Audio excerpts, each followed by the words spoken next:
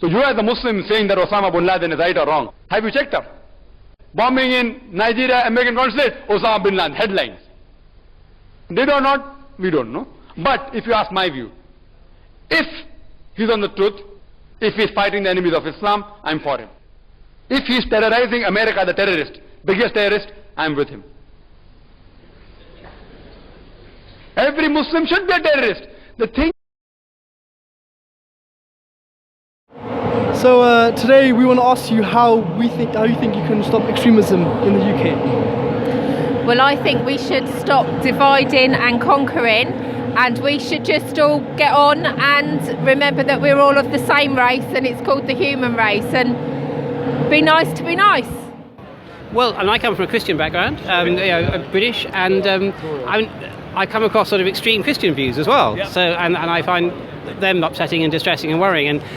And it is by things like this where you actually meet people from other positions and have to engage with them. I think that extremism is countered. So the more exposure people have to different groups, faith groups, different political groups, through particularly starting at school age and beyond, bringing Islamic, Christian, Jewish, other speakers into schools, getting people to mix and talk about their opinions and realise there are other views out there within their own faith tradition and within other faith traditions. Okay, so we're here with Asumi J, who is going to be answering the question of how we can stop terrorism within the UK. So if you want to take the mic, over to you.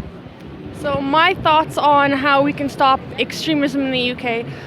This is a very big problem. I've done a lot of research on Islamophobia, the rise of Islamic extremism, I guess, or whatever it is in the UK, and there's this thing called generation jihad. So it's a lot of people who are actually born in the UK. They're second generation British, and the studies show that a lot of them are actually very angry at what's happening in their parents' country. So a lot of this anger, just like, for example, people turn to crime or gangs, this is what's happening as well. And I believe that education is very important. It's key.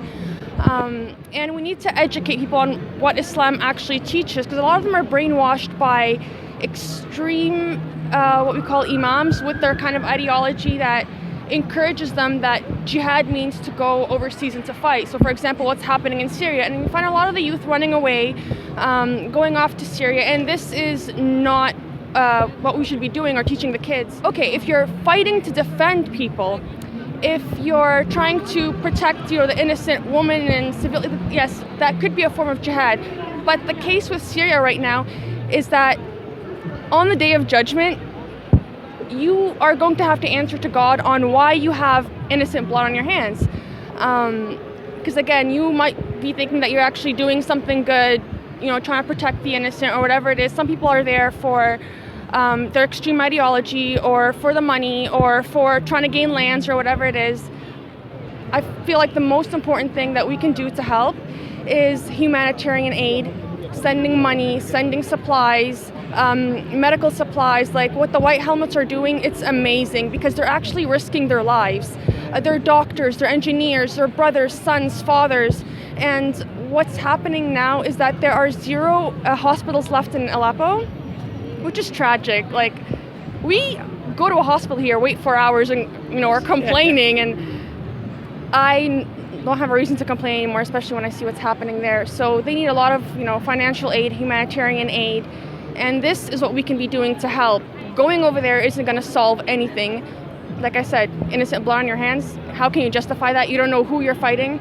So I encourage everyone to get involved with charity organizations, so nonprofit NGOs, federally registered, make sure they're not affiliated to any political party, and the main cause for them is to actually, help those in need that need it the most.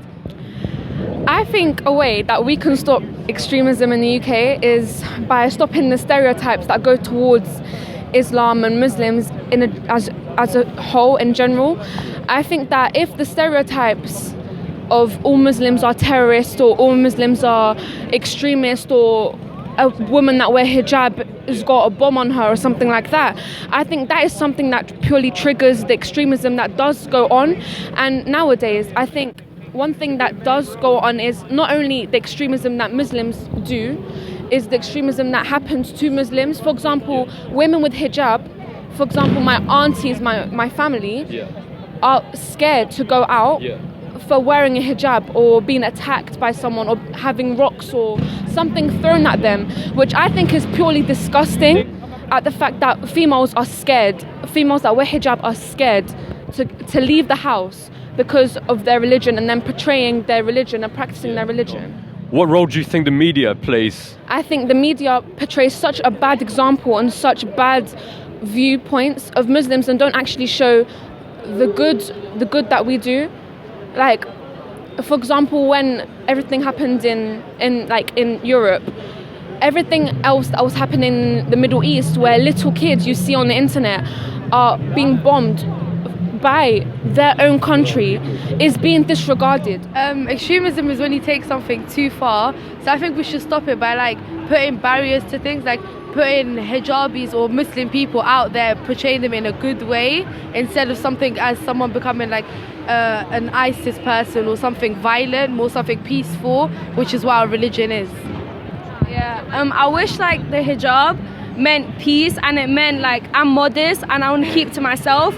It didn't mean like, oh, I want to like bomb people, terrorists. It's not, if I was to wear a hijab, like I wasn't forced, like they wanted to choose, like it's our decision. Like we should be left alone to choose, not to have people going, oh, you're terrorism, why you wear that, you're forced to wear that, like it's just like not good. I think we can stop it by the people who think Islam is a bad thing. They should ask us as individuals and ask us did you choose to wear the hijab? Do you think ISIS is a bad thing and stuff like that? I think they should individually ask us. Also, do more things get to know us. do more things like this, because people are gonna look at the board that you have right now and ask you what's going on. Then we can like stand up for our own religion and our own rights.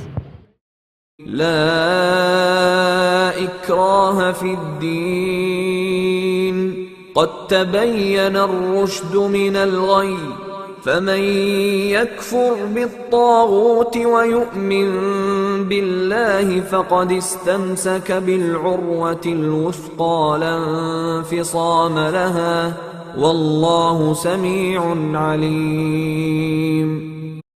وقل الحق من ربكم فمن شاء فليؤمن ومن شاء فليكفر فإن حاجوك